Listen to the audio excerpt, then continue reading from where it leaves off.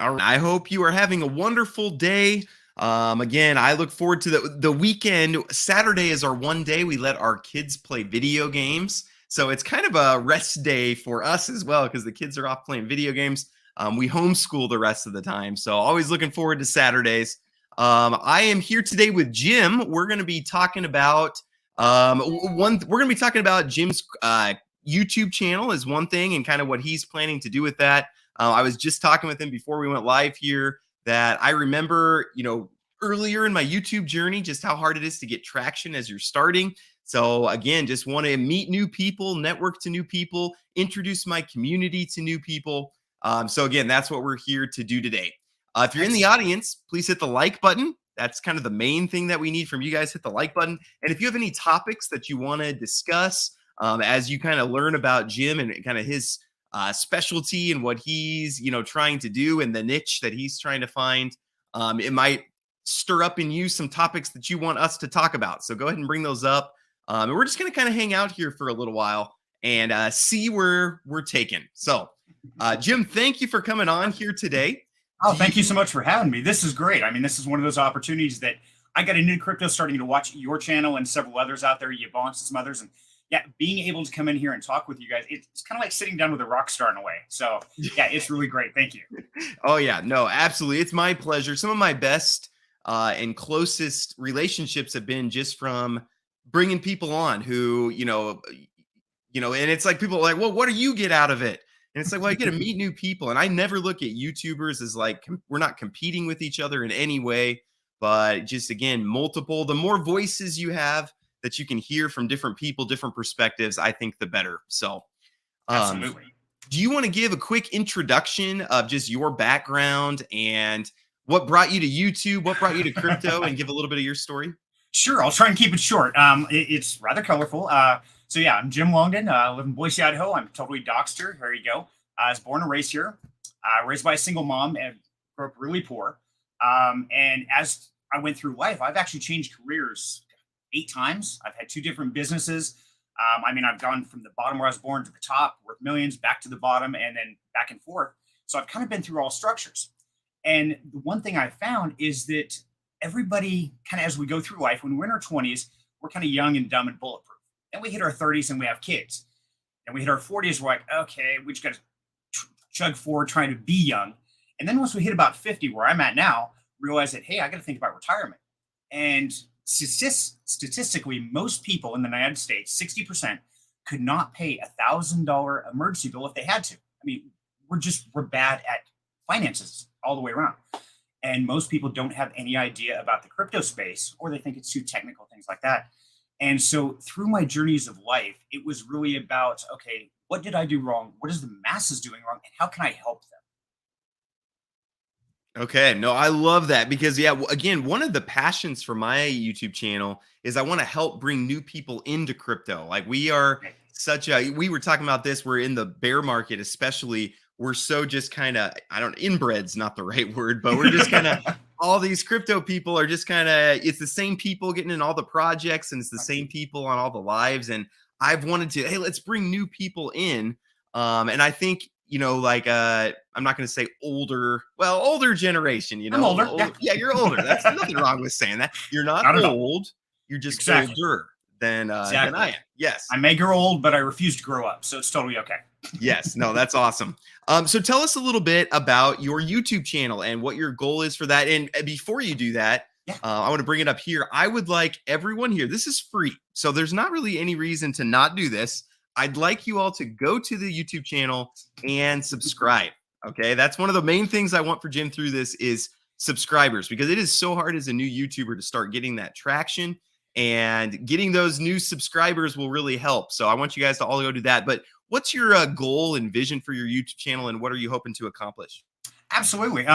So initially it was to try to get the information out there, not only finding it out for myself about these projects, what's going on, and to bring the good ones to light, but really it was trying to bridge the gap, because so many people out there, they either don't think they're smart enough or rich enough or tech savvy enough. And so they just see crypto in the news like, oh, no, it's a fad, or I can't afford it because, Bitcoin's at 16,000, or whatever the excuse is. They think they can't do it. And so the whole concept with down home crypto is just like the name. It's supposed to be a very low key, very down home feel, someplace somebody can go and just learn comfortably in their own living room. It's not a high stress. It's not business suits and ties. It's t-shirts all the time. But basically, it's bringing the common man to crypto, or woman, as the case may be, and putting it on a level in which everyone can understand. Yeah, I love that. And Dave says he walked in the door and the first word he heard is inbred. So yeah, you never know what you're gonna get on the James Pelton Crypto Show. So yeah, no, that's not the main topic. I just happened to say that word. But yes, no, I love that. I was gonna ask, what do you find? You kind of touched on it, but what do you find are the main hurdles from maybe we'll say your generation or Sure. people getting into crypto from your generation? I think the main hurdle is the technology. So many people think that they have to be very tech savvy or computer educated, and they've got to do all this complicated stuff. And a lot of things in crypto are complicated. I mean, any of us that are in it know that. Yeah, back up a year ago, trying to bridge a coin. I mean, that that was horrible. I mean, literally, you did 20 different things and you prayed it showed up because you didn't know if you got it right. You sit there in a world of chaos until it does arrive, and then you're trying to figure out, okay, well, why did I lose $50 in gas fees? How does this work? And so I think the biggest hurdle is really to bring that technology and understanding to the people that weren't raised in a technological aspect. Okay, absolutely. I love how concise you are with your answers. I can tell that you're made to be a YouTuber a little bit because a lot Thank of you, my buddy. guests, you ask a question, they might go for 30 minutes, and you're succinct. I like it a lot. I try to be to the point and direct. I'm not one of those. I'm not flowery. I'm not overly colorful, or I try not to put a lot of fluff in things. I'm a very down home kind of guy. You ask me something, be careful what you ask because I will give you the answer. Whether you like it or not, I'm going to be honest. I'm going to be direct. And yeah, that's just the way I was raised. And it's kind of that down home feel, which goes with the whole down home crypto concept.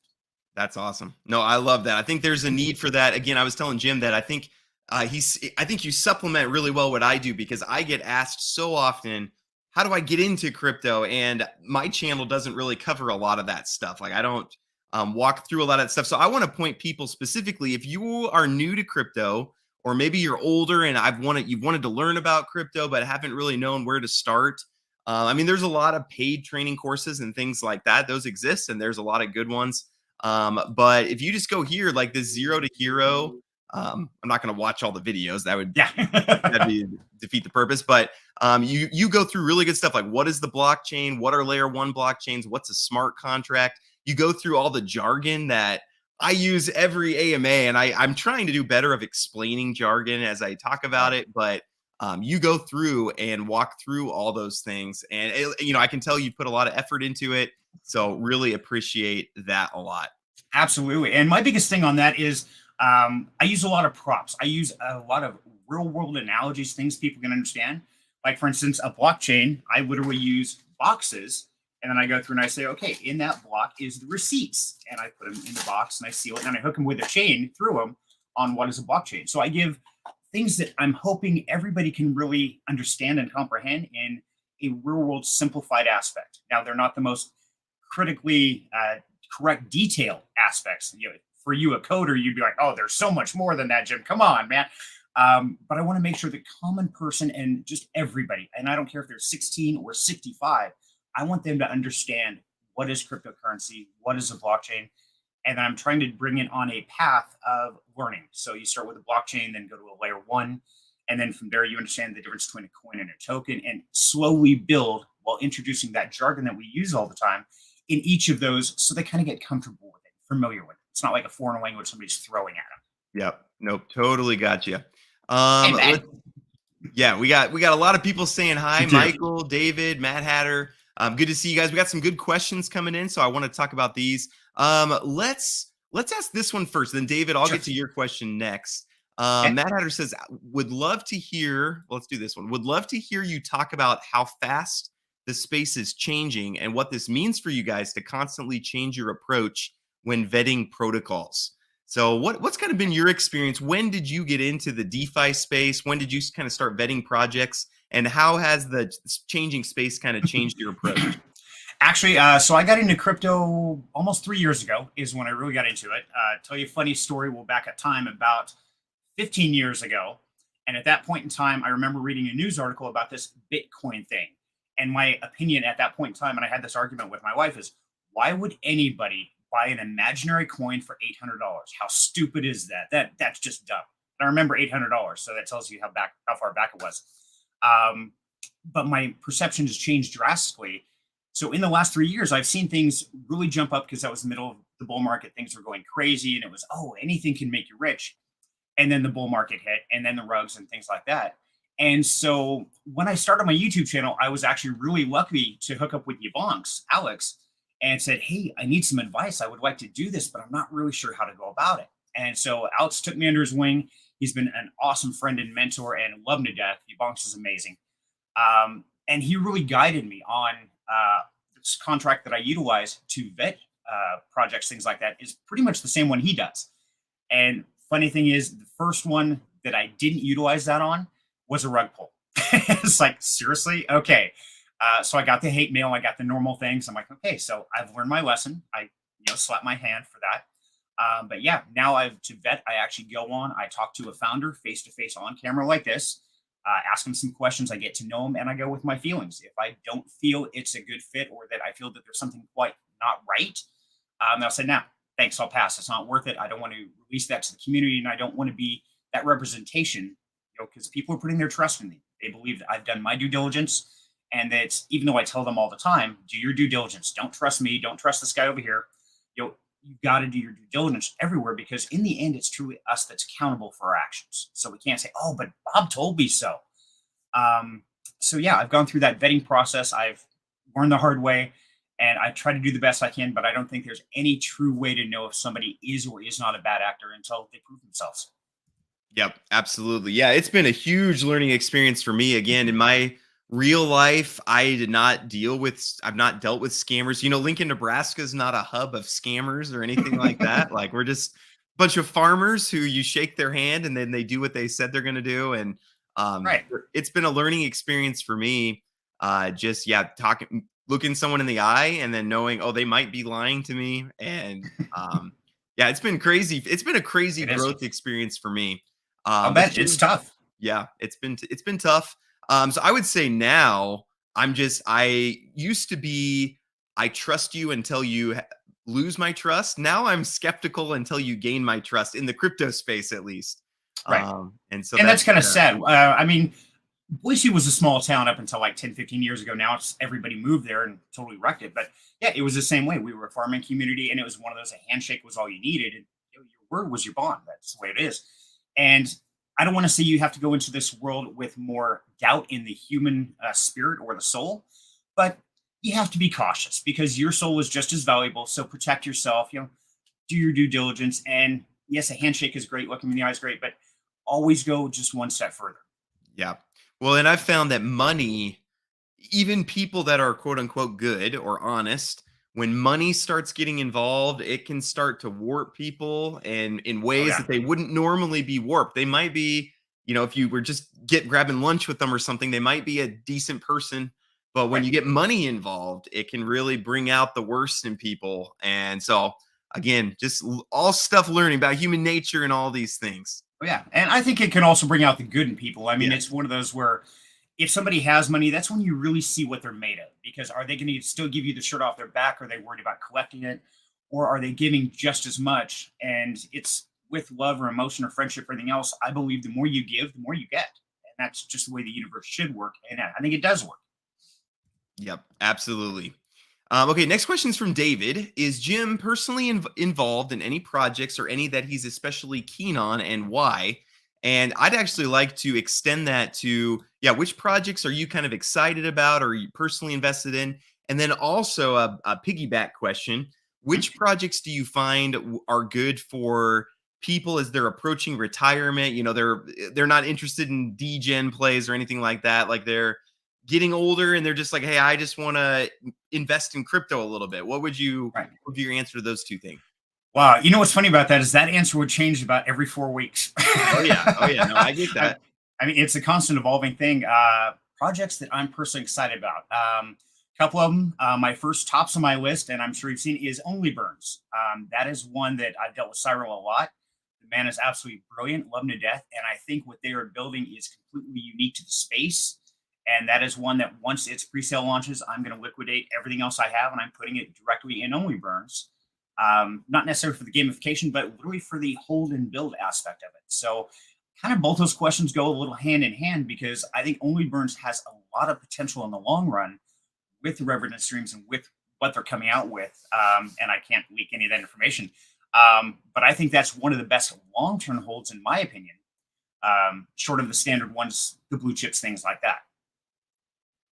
Okay, no, that's good. Yeah, and that's an example of where, um, sometimes I look for people that I trust, like Cyril, for example, Mhm. and it's like, okay, I trust him. And it's kind of what like the Hydra Whales team, where I've kind of just, okay, I trust you guys, I trust Sam, and I trust Adam from Hydra Whales. So what are you guys doing? And I kind of Right. follow them, just because, again, I've been burned by so many teams and things like that. So if you do find people you can trust, I try to like latch on to those people and say, "Hey, you're my people. I'm gonna be following you for the long term here." Absolutely. And that's where it comes down almost to a family feel. And I don't know, for me, when I get in a Discord server, I can tell if it's all about the hype or if it's more the community and which direction it's going. And there's some that I think could be great entry points. And if they survive, and they could do really well. But I'm concerned about how much it's building on the hype factor versus the community factor. And that's one thing that I personally really look at because I want to have a direct connection with the team, with the community, and feel that I'm a part of something, not just, hey, I'm here to make a quick buck and I'm out the door. Yep, absolutely. And Jonathan, you summed up what we were saying earlier. Money's a magnifier of a person's character.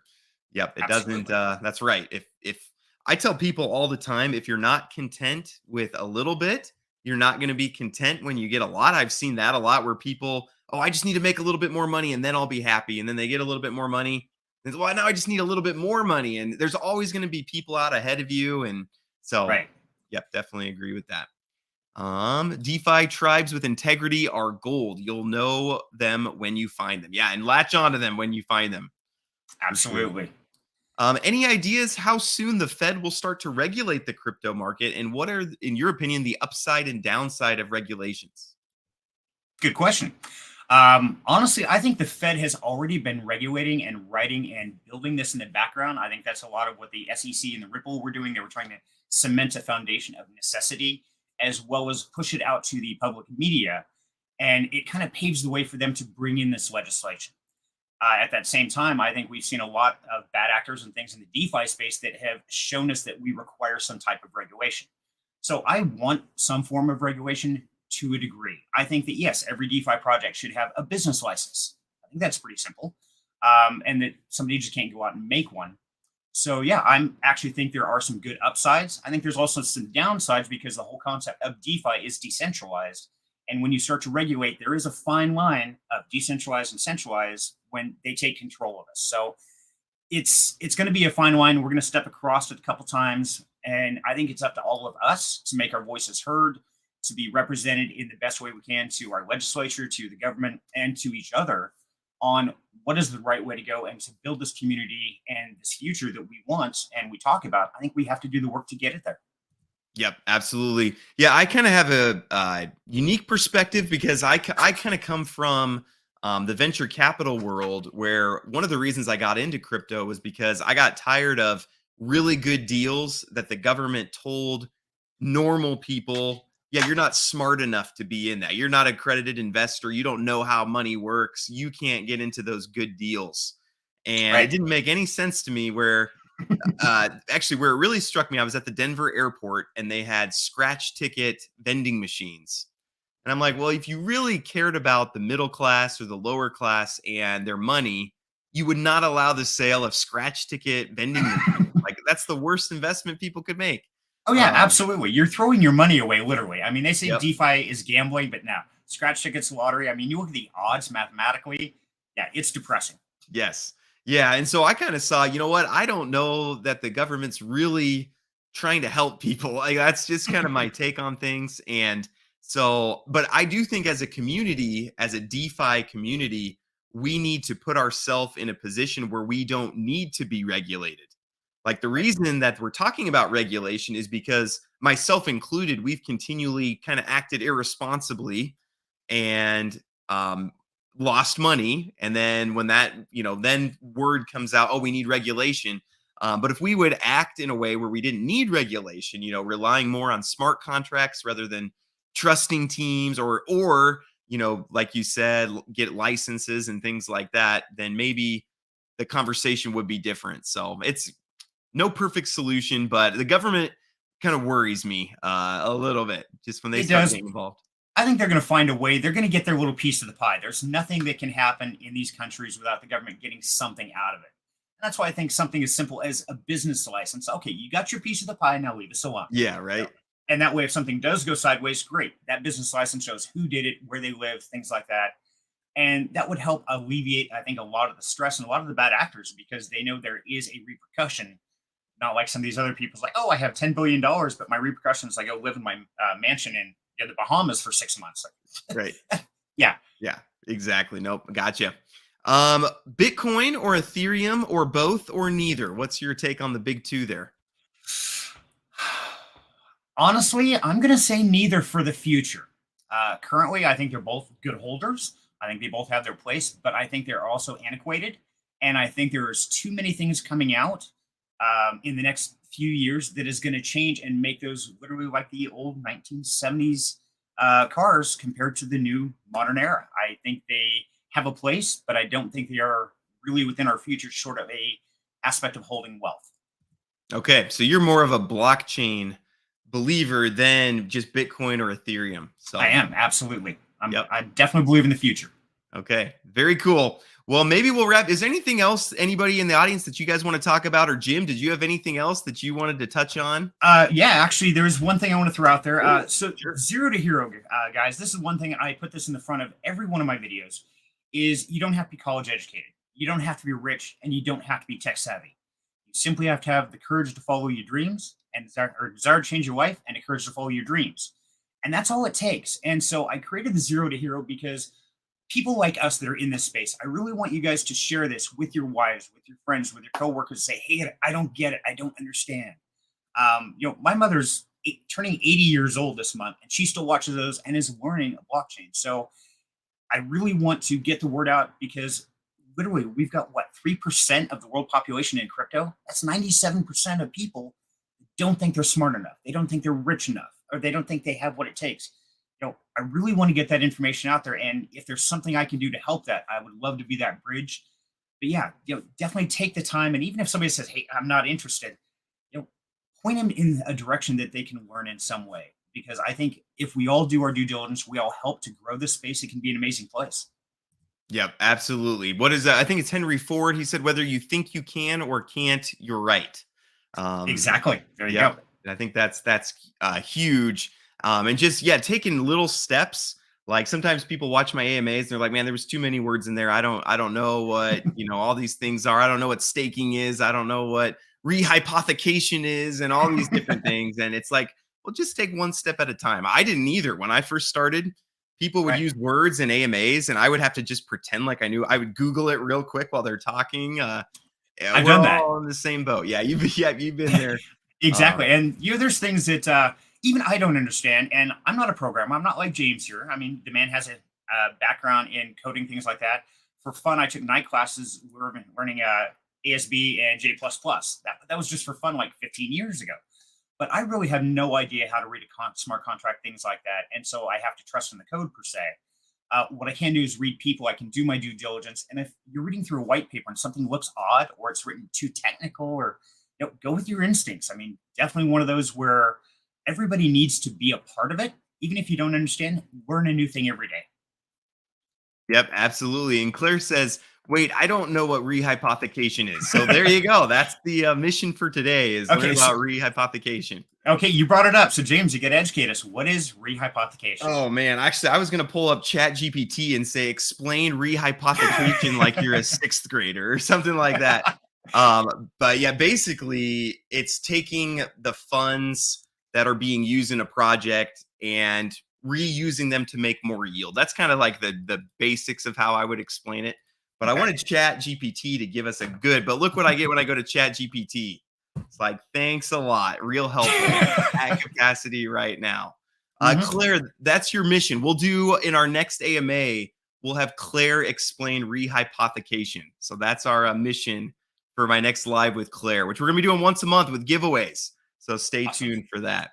And I saw the last one, and Claire is great. Love her to death. I mean, yeah, the energy you guys have is awesome on screen. And that's one thing that a lot of people don't realize is getting up here and doing this and talking to a camera is not as easy as it looks. And I kind of see myself in this room and I talk to this camera for hours and hours and hours and cut it apart.